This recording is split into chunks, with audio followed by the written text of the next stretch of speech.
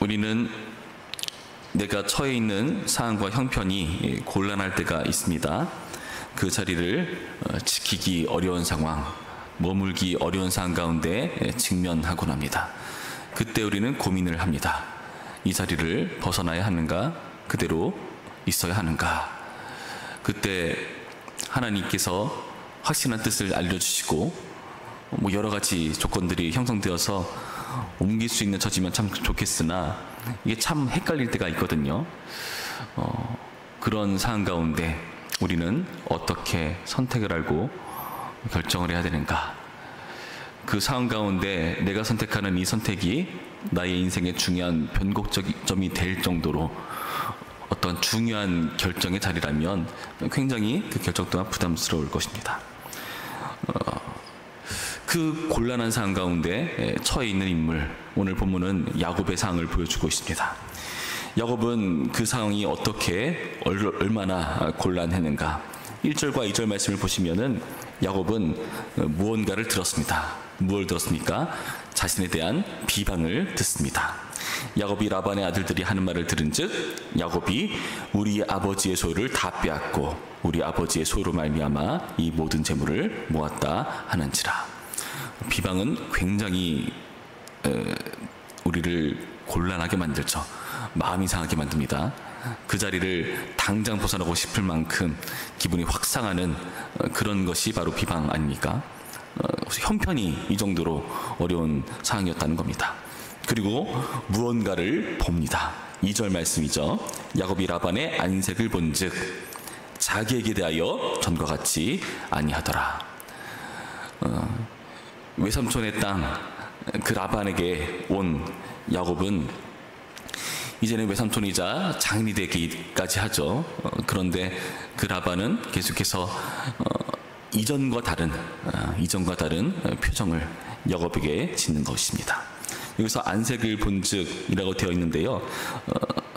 그 전과 같지 아니하더라라고 하잖아요. 그 전이라는 것은 한참 전을 얘기하는 게 아니라 불과 며칠 전을 말하는 의미입니다. 그러니까 그 얼굴을 보니까 이전과 달라진 게 근래의 일이라는 것을 여러분 염두에 두셔야 됩니다. 그러니까 이 근래에 야곱은 얼마나 많은 고민이 있었겠습니까? 라반 때문에 야곱은 현 자리가 굉장히 곤란한 겁니다. 그래서 어떡합니까? 이런 환경에 대해서 얘기를 나누는 과정을 보여주고 있죠. 야곱은 자기 아내 라헬과 레아를 불러서 지금 이 상황을 잘 설명하고 있는 것입니다. 그 환경을 아주 구체적으로 설명하고 있어요. 5절 말씀 보시면은 그대들의 아버지 안색을 본즉 내게 대하여 전과 같지 아니하도다. 그 변모한 그대들의 아버지 라반의 모습을 설명하죠. 7절 말씀 보시면 그대들의 아버지가 나를 속여 품삯을 10번이나 변경하였느니라. 바뀌었던 그런 태도들에 대해서 말하고 있죠. 속이고 착취하는 그런 일을 위한 바꾸는 일이었습니다. 8절 말씀 보시면 어떤 말을 했습니까? 그 라반이 점 있는 것이 내 삭시 되리라. 얼룩무늬 있는 것이 내 삭시 되리라. 이런 말들을 했어요. 다 무슨 말입니까? 따지고 보면은 그 양떼가 점 있는 것, 얼룩무늬 있는 것, 이것은 흔치 않은 경우지 않습니까? 그러니까 그런 양들이 네 것이 되리라고 한 말은 라반의 꾀라는 거죠. 꾀를 부리고 있는 것이 빤히 보이는 겁니다.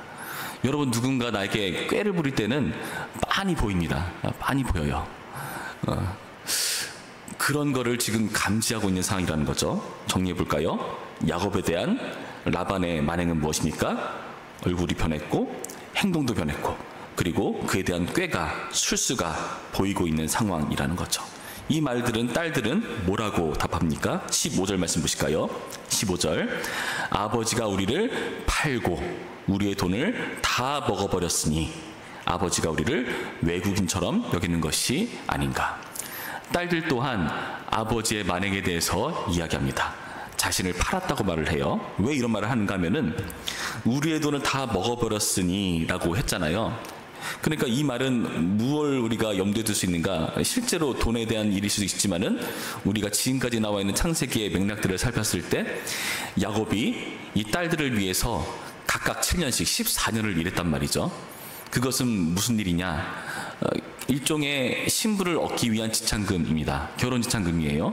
그렇다면 그 지참금에 대해서 그 라반이나 인물은 딸들에게 일부를 주거나 그리고 자신에게 무슨 일이 생기면 그것을 다 주거나 하는 그 당시에 풍습이 있었던 겁니다.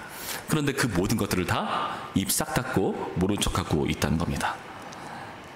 그리고 그에 대한 재산을 다 아들이 누리게 하는 그런 상황들을 보니까 지금 딸들은 섭섭한 거죠. 아버지가 우리를 외국인처럼 여기는 것이 아닌가. 외인 취급하는 아버지에 대해서 언급하고 있다는 겁니다. 야곱이든 딸들이든 다 라반의 만행에 대해서 지금 이야기하고 있습니다. 지금 라반의 일들에 대해서 지금 뒤에서 이런 식으로 말하고 있는 거죠. 여러분, 이렇게 곤란한 상황이라면 어떻게 해야 됩니까? 이런 곤란한 상황이라면은 당장 벗어나고 싶은 것이 우리의 실제 심경입니다. 그런데 조금 주의해야 됩니다. 이게 자기가 처해 있는 그 환경, 그 처지라는 환경, 그 한계가 있어요. 여러분 생각해 보시기 바랍니다. 야곱이 이렇게 말했는데 그 딸들 입장에서는, 야곱의 아내 입장에서는 그래도 우리 아버지인데 그럴 리가 없을 거다, 잘 생각해봐라 하면은 할 말이 없는 겁니다. 또 반대라면 또 할 말이 없죠. 지금 오늘 본문을 보시면은 야곱에 대한 만행을 얘기하는데 라반은 야곱에 대한 만행에 긍정해 주는 게 아니라 자기에게 했던 만행을 이야기해요. 그러니까 무슨 말이냐면은 각자 자기가 느끼는 그 불편함을 이야기하고 있다는 겁니다. 다행이란 말은 좀 이상하지만은 야곱 입장에서도 불편한 게 있었고 딸들 입장에서도 불편한 게 있었기 때문에 지금 그 자리가 불편하다는 것을 서로 일치할 수가 있는 거죠. 근데 만약에 다를 수 있는 겁니다. 이 둘 다 각자에게 불편한 상황을 이야기하고 있잖아요. 서로의 불편함을 공감해 주는 게 아니라 각자의 불편함을 이야기해 주고 있는 거라니까요. 우리가 그렇습니다. 누군가 계속 불편함을 얘기했는데 나는 별로 그렇지 않으면 공감되지 않잖아요. 그래서 이 일은 불안정합니다. 그 환경 가지고 내가 처해 있는 불편함을 가지고 얘기하는 것은 불안정하다는 거예요. 그 불안정하기 때문에 내가 어떤 결정을 내리기 확실히 하기가 어렵다는 겁니다. 이게 환경의 한계입니다. 명분 삼기에는 부족합니다. 자칫하면은 그냥 단순한 비방과 음모에서 그쳐버릴 수 있습니다. 지금 오늘 본문에서는 라반이라는 공통점이 있었기 때문에 가능했지, 그 공통점 빼놓고는 각자 자기 이야기를 하고 있잖아요. 다를 가능성이 농후하고, 그렇기 때문에 이것은 그 자리를 벗어나기 위한 명분으로 충분하지는 않은 겁니다. 다행히 라반이라는 공통점이 있었기 때문에 했을 뿐이죠. 그렇다면은 환경만으로 우리가 움직인 게 아닌 것을 염두에 두고, 그렇다면 우리는 무엇으로 움직이는가? 여러분, 이게 중요합니다. 우리는 환경만으로 움직인 게 아니라 성경으로 움직이는 겁니다. 성경. 하나님의 말씀으로 움직이는 겁니다. 야곱은요, 하나님께서 주시는 명령을 듣습니다. 3절 말씀 봅니다. 여호와께서 야곱에게 이르시되 네 조상의 땅 내 족속에게로 돌아가라. 내가 너와 함께 있으리라 하신지라. 여호와께서 야곱에게 이르셨다고 되어 있어요. 분명히 말씀하신 겁니다. 뭐라 말하죠? 내 조상의 땅, 내 족속에게로 돌아가라. 13절 말씀 볼까요? 13절 말씀 뒷부분 보시면은 지금 일어나 이곳을 떠나서 내 출생지로 돌아가라 하셨느니라. 하나님께서 말씀하셨기 때문에 그 자리를 벗어나야 되는 것은 너무나 당연하지 않습니까? 지금 그것을 그 딸들, 자신의 아내들에게 말하는 거예요. 성경으로 이야기를 하는 겁니다. 하나님께서 이렇게 말씀하셨어. 여러분, 환경도 되고 성경도 되고 하면 되지 않습니까? 그런데 사실 이것도 지키는 게 어렵습니다. 왜 어려울까요? 야곱은 어떻습니까? 야곱은 분명히 자기의 어머니의 오빠의 땅, 지금 이 라반의 자리에 이르렀을 때 어머니로부터 어떤 말을 듣습니다. 그 말은 뭘까요? 자기 형 에서에게 한 짓이 있거든요. 에서가 화가 나 있습니다. 지금 죽이려 듭니다. 이 야곱을요. 네 형의 화가 분노가 가라앉거든. 그래서 이 일을 기억하지 않을 때가 될 때쯤 내가 사람을 보내서 불러오겠다라고 그의 어머니가 이야기를 해줬습니다. 근데 지금은 그런 이야기가 나왔습니까? 안 나왔습니까? 안 나온 상황이에요. 단지 형편이 어렵고 하나님의 말씀이 떨어졌을 뿐입니다. 이 말씀에 순종하기 어려운 이유, 그곳으로 돌아갔을 때 어떤 일이 일어날지는 장담할 수 없기 때문입니다.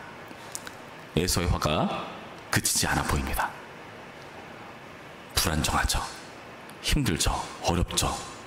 우리는 불안전하면은 확률적으로 그게 나에게 불안 요소가 된다면은 쉽게 투자하거나 도전할 수가 없는 노릇이지 않습니까? 우리의 모습이 그렇지 않습니까? 심지어 요즘은 또 어떻습니까? 요즘은 이런 권위적인 것에 대해서 불편함을 느끼는 그런 시대죠. 이렇게 성경의 권위를 가지고 이렇게 말하는 것에 대해서 오늘날은 쉽게 설득되지 않는 세상입니다. 만약에 순종한다면 어떤 경우죠? 자기 필요랑 맞아 떨어질 때만 옳았구나, 이것을 명분으로 하자, 이렇게 할 뿐이지 자신의 삶과 맞아 떨어지지 않는다면 그 어떤 명분도 명분으로 여기지 않습니다. 오늘날 세대가 그래요. 권위에 대해서 그렇게 받아들입니다. 여러분, 환경도 그렇고 성경도 그렇고 우리에게 불안감을 주는 요소들이 있다는 거죠. 아니, 성경도 불안감을 준다고요? 우리가 느끼기에 그렇게 여길 수가 있다는 겁니다. 그렇다면 무엇이 과연 우리를 움직이게 만드는가? 이 성경이라는 하나님의 권위가 통하는 이유는 무엇인가? 그것은 바로 우리 하나님이 신실하시기 때문에 통합니다. 잘 볼까요? 야곱에 대해서 하나님께서는요, 신실하셨습니다. 야곱이 그것을 증언하고 있습니다. 5절 말씀 자세히 볼까요? 그들에게 이르되 내가 그들의 아버지 안색을 본즉 내게 대하여 전과 같지 아니하도다. 그러할지라도 내 아버지의 하나님은 나와 함께 계셨느니라. 그 딸들의 아버지, 그러니까 아내의 아버지와 자신이 믿는 아버지 하나님을 대조시켜서 말합니다. 우리 아버지의 하나님은 나와 함께 계셨다. 동행하신 하나님을 이야기합니다. 그리고 6절과 7절, 그대들도 알거니와 내가 힘을 다하여 그대들의 아버지를 섬겼거늘 그대들의 아버지가 나를 속여 품삯을 10번이나 변경하였느니라. 그러나 하나님이 그를 막으사 나를 해치지 못하게 하셨으며, 보호하시는 하나님을 이야기합니다. 그리고 8절부터 12절까지 길게 말하는데, 지금 점 있는 것, 얼룩무늬 있는 것들이 네 삭시 되리라 할 때마다 하나님께서 그 비정상적인 양들을 많아지게 하셨습니다. 9절 말씀이죠. 하나님이 이같이 그들의 아버지의 가축을 빼앗아 내게 주셨느니라. 모든 필요를 충당하시는 그런 하나님이 되셨다는 거죠. 그리고 이렇게 자신을 보호하시고 자신과 동행하시고 모든 필요를 충당하신 하나님께서 이제는 13절의 말씀과 같이 이렇게 말씀하고 계신 겁니다. 나는 베델의 하나님이라. 내가 거기서 기둥에 기름을 붓고 거기서 내게 선하였으니 지금 일어나 이곳을 떠나서 내 출생지로 돌아가라 하셨느니라. 이제는 귀하나라고 말씀하세요. 그런데 그 근거가 뭐라고요? 나는 베델의 하나님이라. 거기서 내게 서원하지 않았냐, 그런 말씀을 하시면서 베델의 하나님으로서 자신을 설명하고 계세요. 정리해 볼까요? 하나님이 하신 것은 동행했고 보호했고 충당했고 이제는 귀하나라는 것을 이루라고 말씀하고 계세요. 이 네 가지를 좀 잘 기억하시기 바랍니다. 이러한 관점에서 베델의 하나님 당시에 하나님께서 야곱과 역사하셨을 때 야곱이 했던 말을 여러분 주목해 보셔야 됩니다. 제가 읽어드립니다. 28장 20절에서 22절까지 이렇게 나와 있습니다. 야곱이 서원하여 이르되 하나님이 나와 함께 계셔서, 동행이죠, 내가 가는 이 길에서 나를 지키시고 보호져 먹을 떡과 입을 옷을 주시어 충당이다.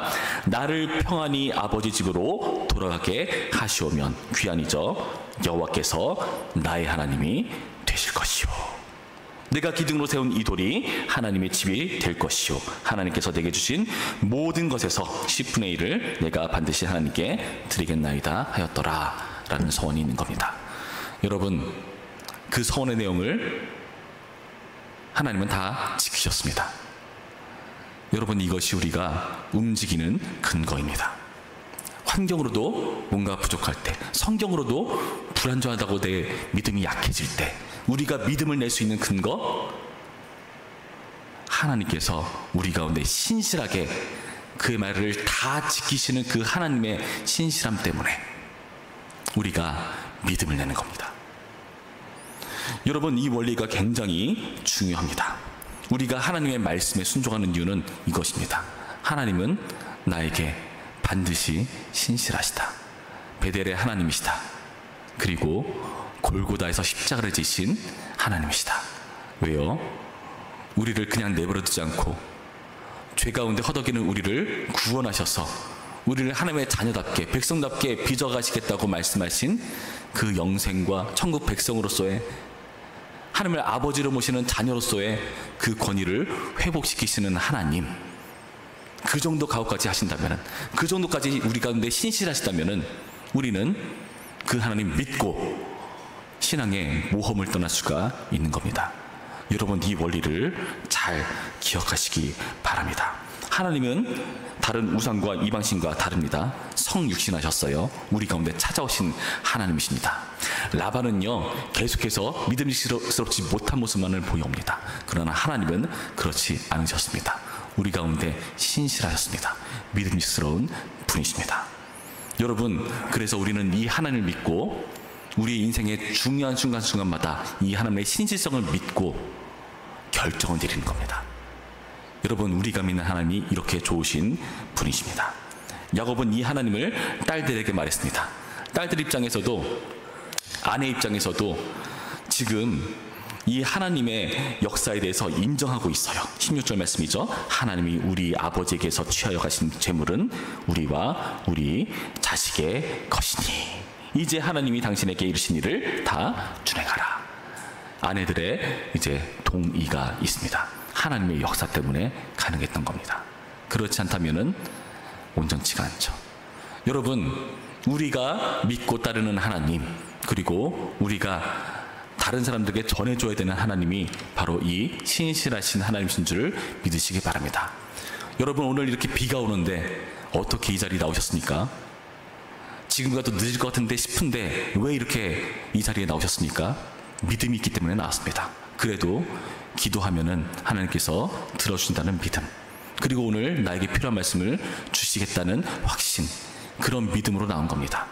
여러분, 우리 기도할 때 이런 확신 갖고 기도하기를 바랍니다. 하나님, 오늘 나의 삶 가운데 믿음 발휘하며 기도하겠사오니 역사하시고 우리 가운데 주님의 선한 일들을 이루시옵소서. 그 믿음의 하나님을 믿고 의지하는 오늘의 시간이기를 주님의 이름으로 축원합니다. 기도하겠습니다. 참 좋으신 하나님, 감사합니다. 환경은 불안전합니다. 성경은 우리 가운데 부담을 줍니다. 그러나 그 모든 것을 뛰어넘어서 우리가 그 하나님의 말씀에 순종할 수 있는 이유, 우리 가운데 역사하신 하나님, 우리 가운데 신실하신 하나님을 믿기 때문입니다. 예수 그리스도를 주시기까지 우리 가운데 좋은 것을 주시겠다고 약속하시고 이뤄내시는 그 하나님을 우리가 믿기 때문입니다. 부디 오늘 우리의 기도를 들으시고 우리 삶 가운데 주님의 역사를 이뤄주시고 그 하나님을 우리가 믿고 신뢰하며 오늘 하루 힘차게 살아갈 수 있도록 인도하여 주시옵소서. 감사하며 예수님의 이름으로 기도합니다. 아멘.